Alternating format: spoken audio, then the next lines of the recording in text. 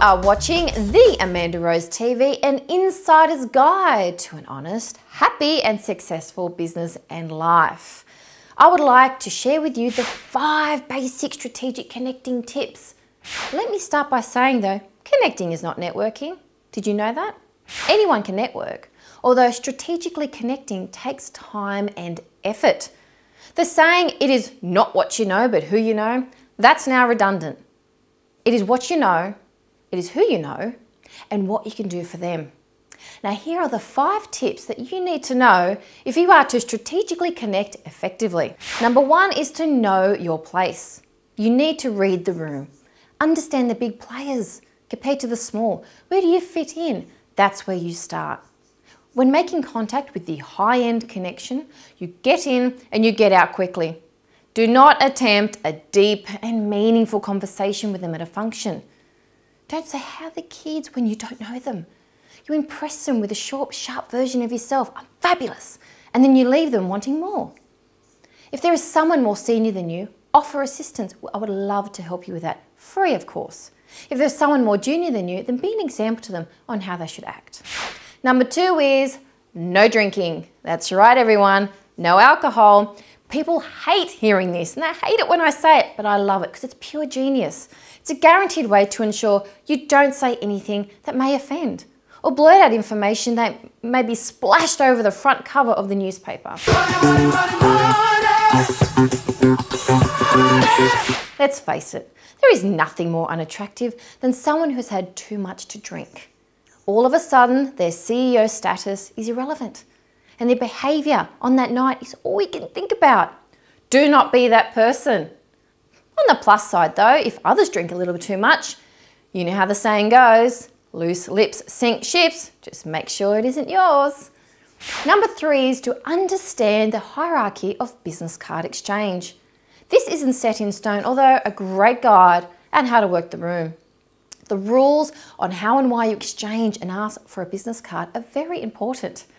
If you are not asked for a card, then do not offer one. The only situations you should reach in for your card would be asked. Or if you want to offer free assistance. Don't be handing them out like crazy at a function. People hate that. Now, if someone more senior than you, do not run up to them and say, "Hi, I'm Amanda Rose, here's my card." They will not be impressed by that. Instead, have a discussion with them. Let them ask you for a card. If they don't, too bad. Just walk away. There is an exception though. You may offer your business card if you've been in a discussion and you've offered help for free and they said, "Okay, I'd like that." Then you can offer it or ask for theirs. And someone junior than you if you see potential. Number 4 is being snubbed. Okay, if you haven't been snubbed yet, you either didn't pay attention or it will happen soon. Trust me. But how do you handle it? I know you're in shock. How could someone do that? So rude. It happens. You need to deal with it. Be polite, but be firm. Now feel free to excuse yourself, of course, from the situation and move on. Remember, you don't have to continue connecting or being involved with people that act this way, regardless of who they are. But be polite. Just remember not to snub anyone else now that you know what it feels like. Number 5 is to learn to use your voice recorder app on your smartphone. On your way home from a function, you're full of all these ideas and all these conversations. Get the recorder out and brain dump your experiences from the night. Go through each business card, make note of the conversation, but be honest and open. Did you like them? Didn't you like them? What do you think could happen?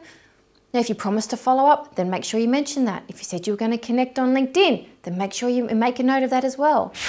Now, remember, it is what you know, it is who you know, and what you can do for them. If you enjoyed this video, then subscribe to the channel and share it with your friends. I would also love for you to connect with me personally on any or all of these networks. If you want even more though, jump onto amandarose.com.au for great articles, podcasts and the events gallery. You may see yourself there. Subscribe to my newsletter of goodness, the only place I open up the vault with personal case studies that you can relate to and release opportunities to be connected and attend exclusive events. But remember, in business and in life, be passionate, be honest, and keep it simple. Thank you for watching the Amanda Rose TV, and I will see you next time. And I will say it again, It is not what you know. And I'll say again, remember, it's not what you know, it's who you know. It is. I'm doing so well on that one.